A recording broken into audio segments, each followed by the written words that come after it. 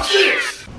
The magic of muscle. Now, muscles are one of the most important components of the body, and therefore strength training, training the muscles with resistance, should be one of the most important components of your exercise program. You need to do something to overload the muscles, to make them fatigued, to make them reach the point of failure so that they respond, so they adapt and become bigger and stronger and more toned and more well-developed and provide more structure to the body.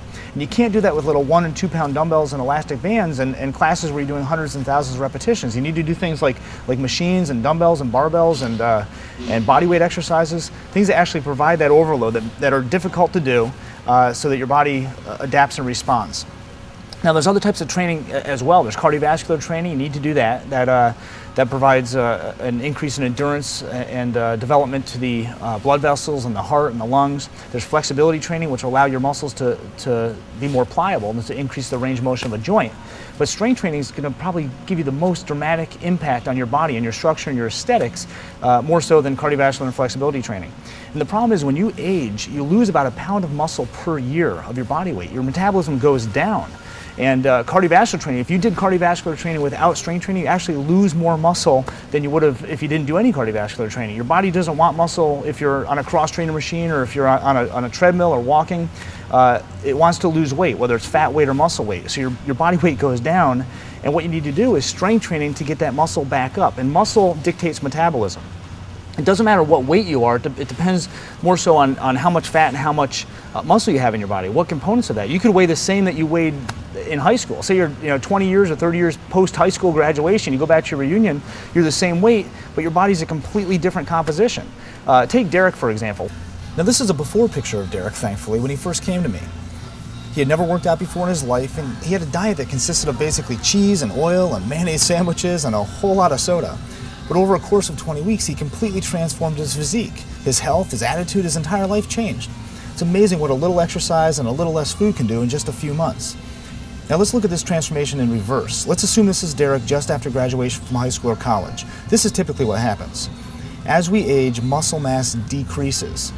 Now, the muscle mass decrease is not because we age directly, but because we tend to be a lot less active as we age. And if you don't have this much muscle to begin with, the change can be really debilitating. So let's say that these pictures represent Derek at his college graduation and at a 20th year college reunion. Actually, let's have some fun with it and make it a 30th year college reunion. This is a dramatic example of what typically happens to people. As you age, you lose lean, metabolically active muscle. Now, in these two pictures, Derek weighs the same amount. He really does, around 170 pounds. But in the picture at the right, he has 15 pounds less muscle, obviously counterbalanced by 15 pounds more fat. Same weight, different body. And as you can see, weighing the same amount that you did in high school or college doesn't necessarily mean that you have bragging rights. Also, in this example, with 15 pounds less muscle on his body, Derek would now gain weight at the rate of more than a pound of fat a week if he ate the same amount of food that he did in college. So if you have muscle, it's really hard to have fat, and definitely vice versa. The impact of strength training on fat loss and metabolism is so strong, I probably could have named this DVD Healthy Introductions to Fat Loss. Probably sold an extra copy or two. But fat loss is dictated by how much muscle you have. If you raise your muscle mass and raise your metabolism, you're going to burn more fat 24 hours a day.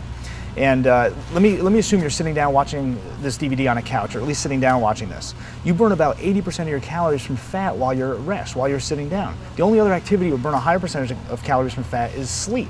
So when you're sleeping, your body wants to use the most efficient form of fuel. And you have a lot of fat in your body, not you specifically, but just people, have a lot of fat and very little carbohydrate. And those are the two sources of fuel that your body can run on. So your body would preferentially like to use the fat versus the carbohydrate. And the way to take advantage of that and turn it into like mini exercise sessions all day long when you're at rest is to raise your metabolism. And the only way to do that is by increasing muscle. So if you increase muscle, you've raised your metabolism, you're still burning that 80% of your calories from fat at rest. But the thing is, because your metabolism's high, you're burning more fat overall, more quantity of fat. For example, if you gain like 5 pounds of muscle, which isn't a lot, it's enough to make an impact on metabolism, but it's going to be compact and aesthetically pleasing. It's not enough to be big and bulky. But and don't worry about that. Don't get muscle phobia and be afraid you're going to gain too much muscle. You can always take a week or two off and shrink back down a little bit and be right where you want to be. Muscle doesn't turn to fat, by the way, when you stop training. So you want to raise your metabolism, keep it up there. If it's too much, you can always cut back and tone it down a little. But if you gain those 5 pounds of muscle, that's enough of an increase in metabolism that you can burn an extra pound of fat every 2 weeks, just sitting down on the couch, just sitting down. And all the time you spend at rest during the day, you have sleep, you have TV, sitting on the couch. When you're eating, you're sitting down probably. You're commuting, you're driving your car or whatever, and you're sitting at your desk at work. You're sitting, talking on the telephone. Most of your activity during the day is at rest. So all those activities could be little mini exercise sessions if you have enough muscle mass. If you've raised your metabolism enough, you can burn fat all day long during those activities. That's a huge source of fat loss for a lot of people, and strength training is really the best way to go about doing that. There's a lot of other benefits of strength training as well. One is blood pressure. Systolic, the top number, and diastolic, the bottom number, are both reduced at rest by strength training. The reduction is even greater if coupled with regular cardiovascular exercise. However, keep in mind that blood pressure does increase during exercise, so be careful, start slowly and progressively, and most importantly, breathe. No breath holding while you're lifting weights. Another is blood lipid profile. Research shows a decrease in blood cholesterol from strength training, and some studies actually show that the decrease is similar to that of aerobic exercise. Once again, it's probably best to do both. Strength training also increases the uptake of glucose, or blood sugar, by the cells of the body. This can have major impact on people suffering from hyperglycemia, hypoglycemia, and adult onset diabetes. Joints will also be more stable because of strength training. A ligament crosses a joint by attaching a bone to a bone, but there's not that much you can do to increase its strength.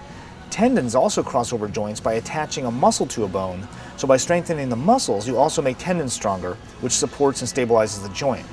Because joints are often the weak links in the body, working muscles and thereby working the tendons through a full range of motion can greatly reduce your risk of injuries. Bone density. This is one of the primary reasons why women begin an exercise program. Now remember, if you're told to do weight-bearing exercise by your doctor, that doesn't mean just walking or hopping on a treadmill. That's only one type of weight-bearing movement. By strength training with a wide variety of exercises, you're basically pulling on your bones from a wide variety of angles, and the more the merrier. You want your bones to be strong for all activities, not just walking. Strength training, as well as cardiovascular training, has been associated with a bolstered immune system. So even though you may get sick of exercising once in a while, you'll be less likely to get sick by exercising once in a while. Believe it or not, strength training actually eases the pain of arthritis, both rheumatoid and osteoarthritis. But if you have arthritis, you should pay extra special attention to proper form and should sometimes limit range of motion if a particular joint bothers you. But there's a lot of ways to work around painful joints and problem areas and even injuries. You have over 600 muscles in your body, so if only, say, your right knee hurts, it doesn't mean you can't work the rest of your body. And last but not least, following proper strength training principles can help you reduce lower back pain. And 80% of Americans have low back pain. I have it myself. I broke my L5 vertebrae, my last lower lumbar vertebrae in my back. And it's helped me, it can help you. So, and check out our Healthy Introductions to Reducing Lower Back Pain DVD.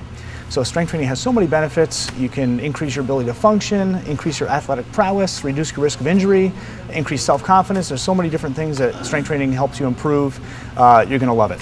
So on to our next menu item, which is training tricks.